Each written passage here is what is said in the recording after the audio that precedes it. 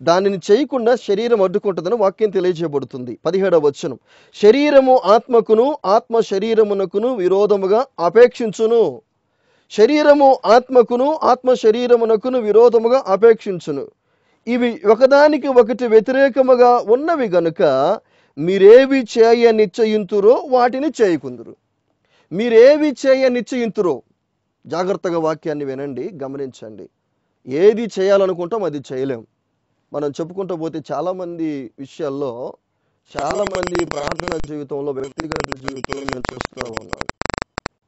విశ్వాసంలో బలహీనులైన వారుగా, మరలా లోకంలోకి వెళ్ళిపోయినటువంటి వారుగా, మరలా పాపంలో పడిపోయినటువంటి వారుగా అనేక మందిని చూస్తూ ఉన్నా. ఒక విధంగా నేను అప్పుడప్పుడు అంటాను ఏంటంటే, మా యొక్క పరిచర్య ఒక రిపేర్ షెడ్ అయిపోయింది అని. మా పరిచర్య రిపేర్ షెడ్ అయిపోయిందంటే విశ్వాసంలో బలహీనులైన వారిని, పాపంలో పడిపోయినటువంటి వారిని బలపరచటమే, వారికి ఆత్మ సంబంధమైన సలహాలు సూచనలు ఇచ్చి వారి కోసం ప్రార్థన చేసి మరలా వారిని దేవుని కొరకు సిద్ధపరచడం అనేటువంటిది మాకు ఎక్కువైపోతా ఉంది పరిచర్యలో. కారణం ఏంటంటే అనేక మంది సరైనటువంటి నడిపింపు, సరైనటువంటి ఆదరణ లేనటువంటి బిడ్డలుగా కనబడతా ఉన్నారు. చాలా ఈ యొక్క టీవీ పరిచర్యను మేము ప్రారంభించిన తర్వాత అనేక మంది మాకు ఫోన్ చేస్తూ ఉన్నారు. వారితో ఒక 5 నిమిషాలు 10 నిమిషాలు మాట్లాడిన తర్వాత వారు బోర్న ఏడ్చేవారుగా ఉంటా ఉన్నారు. కారణం ఏంటంటే ఈ విధంగా మాకు చెప్పేవారు లేక మేము ప్రార్థనలో ఎదగలేకపోతున్నాం. ఈ విధంగా మమ్మల్ని బలపరిచేవారు లేరు. మమ్మల్ని అందరూ వాడుకునేవారే కానీ మేము ఆత్మీయంగా ఎలా ఉన్నామో, మా ప్రార్థన ఏ విధంగా ఉందో మాకు చెప్పేవారు లేరు. ఇంతకాలానికి మీరు మాకు దొరికారు, మేము అప్పుడప్పుడు ఫోన్ చేస్తాం, మాట్లాడండి అని చెప్తా ఉంటే నాకు అనిపిస్తూ ఉంటుంది, ఎంతమంది ఇంకా ఇలాంటి పరిస్థితిలో ఉన్నారో అనిపిస్తూ ఉంటుంది. ఎంతోమంది ఉన్నారు ఈ విధంగా రిపేర్కి వచ్చినటువంటి వాహనాల్లాగా విశ్వాసములో బలహీనమైన స్థితిలో, ప్రార్థనలో బలహీనమైనటువంటి స్థితిలో ఉన్నారు. దీంట్లో కొన్ని కారణాలను మనం గమనిస్తే, ఈ కొన్ని కారణాలు ఎలా ఉంటాయంటే, వారు ప్రార్థన చేసేటప్పుడు, వారు విశ్వాసంలో బలంగా ఉన్నప్పుడు వారికి కొన్ని దర్శనాలు వస్తాయి, కొన్ని కళలు వస్తాయి. కొన్ని సందర్భాల్లో దేవుని యొక్క స్వరాన్ని కూడా వారు వింటారు. కొన్ని సందర్భాల్లో దేవుడు వారితో ప్రార్థనలోనే మాట్లాడేటువంటి ఆ విధానాలను వారు గమనిస్తారు. గమనించిన తర్వాత అవి జరగవు. చాలామందికి వాగ్దానాలు ఉంటాయి, వాగ్దానాలు ప్రభు ఇస్తాడు, వాగ్దానాలు జరగవు. వాగ్దానం ఇచ్చి వాగ్దానం జరగకపోయేసరికి విశ్వాసం బలహీనమైపోతుంది. మనం ఫర్ ఎగ్జాంపుల్ చూసుకుంటే ఈ యొక్క హోలీ స్పిరిట్ మినిస్ట్రీస్ అధినేత మేరీ గోల్డ్ అక్క 1995లో ప్రార్థన చేస్తూ ఉన్నప్పుడు ప్రభు ఒక వాగ్దానం ఇచ్చాడు. ఏంటంటే, నిన్ను యెరూషలేమునకు తీసుకొని పోయి నేను పుట్టి పెరిగి సంచరించిన స్థలాలన్నీ నీకు చూపిస్తానని ప్రభు చెప్పాడు. ప్రభు చెప్పిన తర్వాత అది అప్పటి పరిస్థితుల్లో అది జరగడం చాలా కష్టం. ఎందుకంటే మేము చాలా బలహీనులంగా, పేదరికంలో ఉన్నటువంటి వారంగా ఉన్నాం. కానీ ప్రభు వాగ్దానం ఇచ్చాడు. అక్క దాన్ని డైరీలో రాసి పెట్టుకుంది, ప్రార్థన చేస్తా ఉంది, ఏనాటికైనా ప్రభు తీసుకెళ్తాడు, చూపిస్తాడు అని. సంవత్సరాలు గడిచిపోతా ఉన్నాయి. మేము సంఘాల్లో చెప్పుకున్నాం ప్రభు ఇలాంటి వాగ్దానం ఇచ్చాడంటే అందరికి ఆశ్చర్యం కలిగింది. ప్రభు ఆ విధంగా మాట ఇచ్చి ఆ విధంగా నెరవేరుస్తాడా అని. సంవత్సరాలు గడిచిపోతా ఉన్నాయి. 8 సంవత్సరాలు 9 సంవత్సరాలు గడిచినాయి. 9 సంవత్సరాలు గడిచిన తర్వాత విశ్వాసులు ఏమొచ్చిందో తెలుసా? దేవుడు మీకు ఇచ్చిన వాగ్దానం సంగతి ఏంటి అని మమ్మల్ని తిరిగి ప్రశ్నించడం ప్రారంభించారు. యెరూషలేమునకు తీసుకెళ్తానని అప్పుడెప్పుడో చెప్పాడు కదా, ఇంతవరకు కూడా మీరు వెళ్ళలేదు. దేవుని మాట మీ పట్ల నెరవేర్చబడకపోతే ఇక మా పట్ల ఎలా నెరవేర్చబడుతుంది అని వారు కృంగిపోతూ మమ్మల్ని కృంగదీయటానికి కూడా ప్రయత్నం చేసేవాళ్ళు.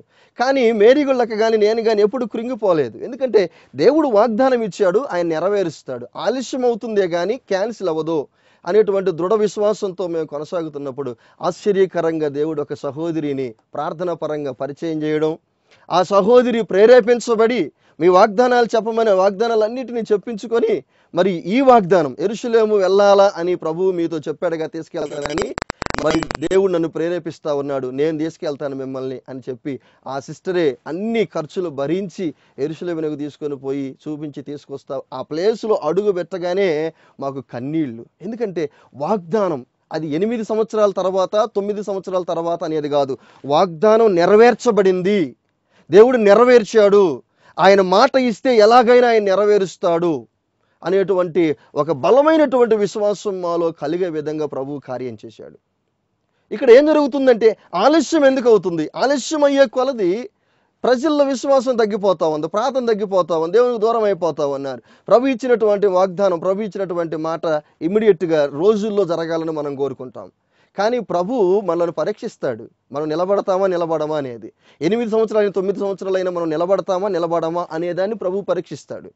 ఆయన పరీక్షిస్తున్నాడనే విషయాన్ని మనం గుర్తుపెట్టుకోవాలి. అంతేగాని ప్రభు నా అప్పుడెప్పుడో మాట ఇచ్చాడు, ఆయన మర్చిపోయాడు, వదిలేశాడు, ఇంక నన్ను పట్టించుకునేవారు ఎవరు లేరు, ఇంకెంతకాడికి ప్రార్థన చేయటం ఎందుకు అనేటువంటి నిరాశలోనికి మనం రాకూడదు. ఈ క్రమంలో ఇంకొక అనుభవం ఏంటంటే, మీరేవి చేయ నిశ్చయింతురో వాటిని చేయకుందురు, మీరేవి చేయ నిశ్చయింతురో వాటిని చేయకుందురు. ఒకసారి ఏం జరిగిందంటే, ప్రభు నాతో ఆత్మ ద్వారా మాట్లాడతాడు. నాతో మేరీగోళ్ళ అక్కతో కూడా ప్రభు ఆత్మ ద్వారా మేము కనిపెట్టి ప్రార్థన చేసినప్పుడు ప్రభు మాతో మాట్లాడతాడు. ఆయన మా హృదయంలో నివసిస్తూ మా మనసుతో మాట్లాడుతూ ఉంటాడు. అది లోపల లోపల ఇంటర్నల్గా జరుగుతూ ఉంటుంది అనమాట. అలా కాకుండా నేను ఒక రోజు అడిగాను, ప్రభు నాకు స్వరం ద్వారా మీ స్వరాన్ని నేను వినాలి.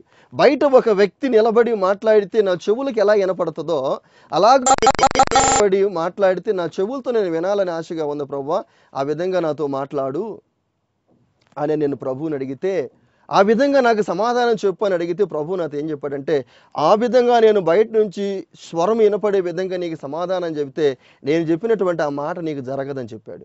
అదేంటి ప్రభు అంటే, ఆకాశ మండలంలో ఉన్నటువంటి దురాత్మ సమూహాలు విని నేను నీకు ఏమి చేస్తానని చెబుతానో అది చేయకుండా అడ్డుకుంటుంది అది సాతాను అని చెప్పాడు. వాస్తవం, మీరేవి చేయ నిశ్చయింతురో వాటిని చేయకుందురు అనే మాటను మనం జ్ఞాపకంలో ఉంచుకోవాలి. బైబిల్ గ్రంథంలో ఈ విధమైనటువంటి నిరాశలోనికి వెళ్ళినటువంటి ఒక భక్తుని మనం చూస్తాం, యోనా. ఈ యోనా అనేటువంటి ఈ భక్తుడికి యేసయ్య ప్రత్యక్షమై ఒకరోజు మాట్లాడుతూ ఉన్నాడు. ఏమని మాట్లాడుతున్నాడంటే, ఇదిగో నినివే పట్టణానికి వెళ్ళి సువార్త ప్రకటించు, నినివే పట్టణం నాశనం కాబోతుందని చెప్పు అంటే అతడు తార్షీష్కి ఎక్కాడు.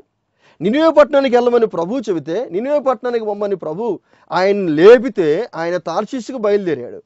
నినివే పట్టణానికి వెళ్లకుండా తార్షీషుకు వెళ్ళడానికి గల కారణం ఏంటి?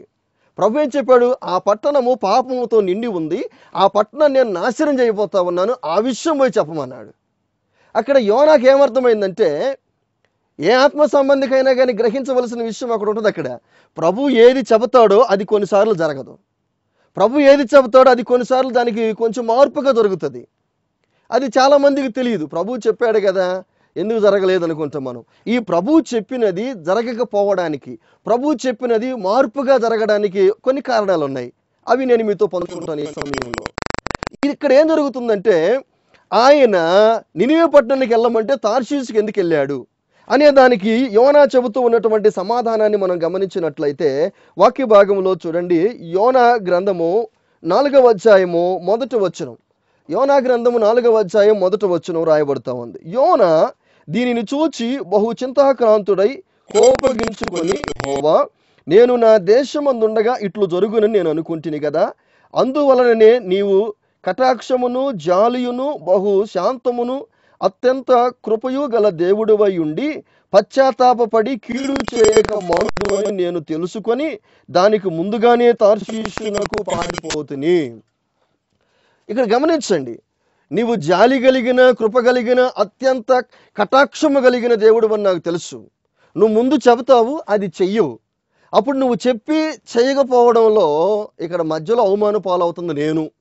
ఇలాంటి పరిస్థితి వస్తుందని నాకు తెలుసు. అందుకని నేను నినివే పట్టణానికి వెళ్ళడానికి ఇష్టపడటం లేదు. నేను కూడా కొన్ని సందర్భాల్లో ప్రభు దగ్గర నేను ఇలాగే మాట్లాడతాను. ఒకసారి మా హోలీ స్పిరిట్ చర్చి ఆవరణంలో వార్షిక సభలు జరగాలి. ఈ వార్షిక సభలు జరగడానికి మేము అక్కడ స్థానిక పాస్టర్సంగా ఉన్నాం కాబట్టి ఎవరినైనా ఒక గెస్ట్ని పిలవాలి, దైవజనుల్ని. ఎవరిని పిలవాలి ప్రభు అని మేము ప్రార్థన చేస్తూ ఉంటే ప్రభు ఒక పాస్టర్ గారి పేరు చూపించాడు.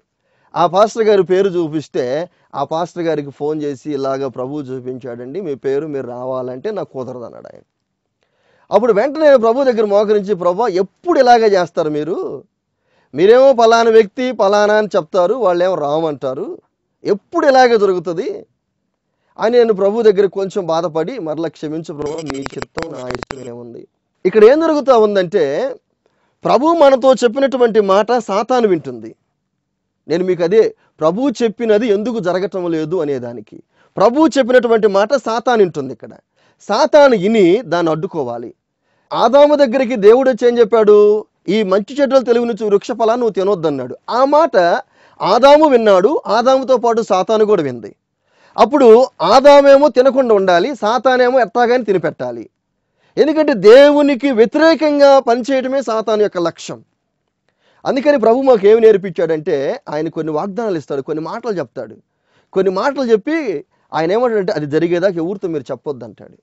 ఆ మాటలు చెప్పి జరిగేదాకా మీరు ఎవరితో మీరు చెప్పబాకండి అని చెప్తాడు. ఈ రోజుల్లో చూస్తాం, ప్రభు ఒక వాగ్దానం ఇవ్వగానే ఇంక సాక్ష్యానికి చెప్పడానికి చర్చిల్లో మైకులు పట్టుకొని నిలబడతారు చాలామంది విశ్వాసులు. ప్రభు నాకు అది చెప్పాడు, ప్రభు నాకు ఇది చెప్పాడు, ప్రభు నాకు అలా చెప్పాడు, ప్రభు నాకు ఇలా చెప్పాడు. కొన్ని సందర్భాల్లో ఒక తల్లి భారంగా ప్రార్థన చేసినప్పుడు ఒక మగబిడ్డని ఇస్తాడు. మగబిడ్డని ఇవ్వగానే మైకు పట్టుకొని భారంగా ప్రార్థన చేసి నాకు మగబిడ్డని ఇచ్చాడు, నా బిడ్డని సేవకి ఇస్తున్నాను అంటాడు. నా బిడ్డని సేవకి ఇస్తున్నానని వాళ్ళు సాక్ష్యం చెప్పగానే వాడు పెద్దోడైన తర్వాత వాడంత పనికిమూలలో ఇంకొకడు ఎవడు ఉండడు. ఒక సహోదరు వచ్చి నా దగ్గర ఏడుస్తూ ఉంది ఒక రోజున, నా బిడ్డను చిన్నప్పుడే సేవకు సమర్పించాను, సేవకుడు అందరితో చెప్పేశాను, కానీ ఈరోజు వాడు నేను సేవ చేయను అంటున్నాడు. ఈరోజు వాడు తాగుబోతుగా విచ్చలవిడి జీవితాన్ని గడుపుతున్నాడు, నాకు ఏం అర్థం కావటం లేదు. ఇలా ఎందుకు జరిగిందంటే అది నీ మనస్సులో పెట్టుకోవాలి. యేసు ప్రభు బాలుడిగా మరియమ్మ చేతుల్లో ఉన్నప్పుడు గొర్రెల కాపరులు జ్ఞానులు వచ్చి ఆ యేసయ్యను గురించి చెబుతూ ఉంటామంటే హృదయములో తలపోసుకొని అని ఉంటుంది అక్కడ వాక్యంలో.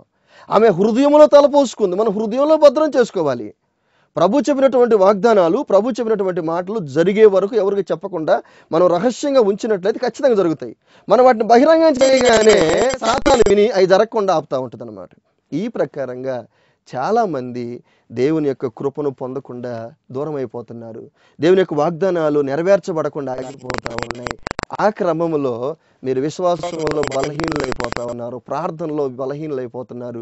కొన్ని సందర్భాల్లో దేవునికి దూరం అయిపోయి మరలా లోకంలో కలిసిపోయి దేవుని నిందించేవారుగా, అవమానపరిచేవారుగా, ఏంటంటే ఇంక ప్రభు మాకేం చేయడు, ప్రభు మా కృప చూపట్లేదు, ప్రభు మమ్మల్ని పట్టించుకోవట్లేదు అని నిరుత్సాహంతో ఉంటూ ఉన్నారు. ఈ వాక్యం మీరు జాగ్రత్తగా విని ఈ ప్రకారంగా మీరు రహస్యంగా ప్రభు చెప్పిన మాటలు మీ హృదయంలో భద్రం చేసుకొని జరిగే వరకు మీరు జాగ్రత్తగా ఉన్నట్లయితే ఖచ్చితంగా జరుగుతాయి అనే విషయాన్ని మీరు గ్రహించి ఆత్మానుసారమైన నడిపింపగలిగి దేవుని సన్నిధిలో కొనసాగాలని ప్రేమపూర్వకంగా మీకు మనవి చేస్తూ ముగిస్తూ ఉన్నాను. ప్రార్థన చేసుకుందాం.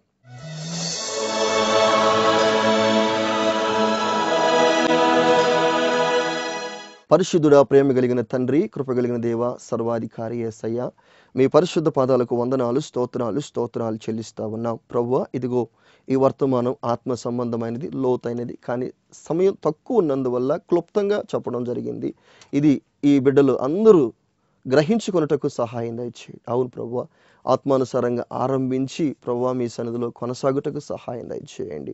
ఆత్మానుసారంగా నడుచుకునే భాగ్యం ప్రతి బిడ్డకి ఇవ్వండి. మీరు ఇచ్చిన మాటలు, మీరు చెప్పిన వాగ్దానాలు నాయన బహిరంగంగా ప్రకటించడం వలన సాతాను విని అవి జరగకుండా అడ్డుకుంటా ఉంది.